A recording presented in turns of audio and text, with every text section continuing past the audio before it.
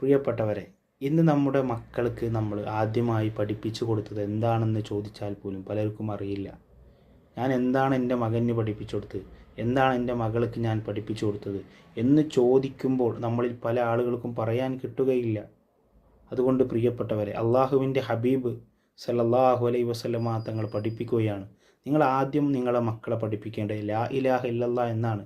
മരിക്കുന്ന സമയത്തും ലാ ഇലാഹ ഇല്ലല്ലാഹ് എന്നാണ് ചൊല്ലിക്കൊടുക്കേണ്ടത്. മുത്ത് റസൂൽ പറയുന്നു, ഒരാളുടെ ആദ്യത്തെ വചനവും അവസാനത്തെ വചനവും ലാ ഇലാഹ ഇല്ലല്ലാഹ് എന്നാണെങ്കിൽ അവൻ 1000 വർഷം ജീവിച്ചാലും ശരി, അള്ളാഹു അവൻ്റെ പാപങ്ങളെക്കുറിച്ച് അവനോട് ചോദിക്കുക ഇല്ല എന്ന് ആരംഭ റസൂൽ സല്ലല്ലാഹു അലൈഹി വസല്ലം തങ്ങൾ പഠിപ്പിക്കുകയാണ്. അതുകൊണ്ട് പ്രിയപ്പെട്ടവരെ, നമ്മുടെ മക്കൾക്ക് നമ്മൾ ആദ്യം പഠിപ്പിക്കേണ്ടത് ലാ ഇലാഹ ഇല്ലല്ലാഹ് എന്നാണ്. അള്ളാഹു റബ്ബുൽ ഇസ്സത്ത് നമുക്ക് സൗഭാഗ്യം നൽകട്ടെ. പരിശുദ്ധമായ കലിമ ചൊല്ലി മരിക്കാൻ നമുക്കും നമ്മോട് ബന്ധപ്പെട്ട എല്ലാവർക്കും അതിനുള്ള സൗഭാഗ്യം നൽകി അനുഗ്രഹിക്കട്ടെ.